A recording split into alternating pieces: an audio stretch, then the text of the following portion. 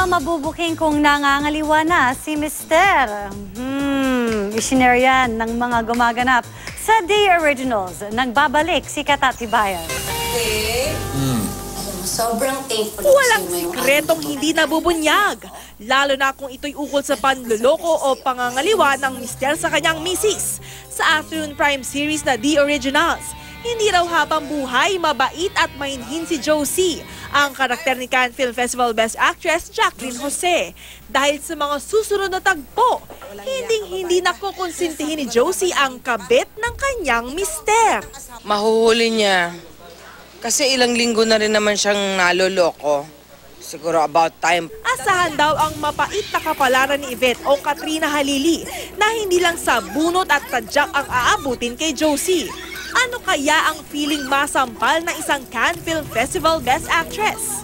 Masarap siya. Oo, papa-frame ko nga eh. Masarap papa-frame. Hindi, happy ako kasi syempre si Miss Jane yun, diba? Para kay Katrina, kung siya raw ang nasa lugar ni Josie, baka hindi lang daw sampal at bugbog ang magagawa niya. Mangaladkad pa raw siya.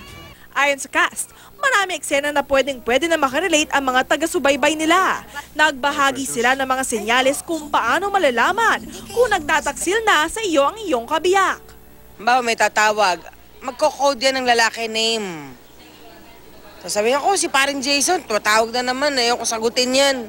Pag hindi na umuwi ng salinggo yun, senyalis yun. Parang sasabihan mo, tapos ikaw pa yung palalabasing mali. Katatibayan, updated sa showbiz. Happiness.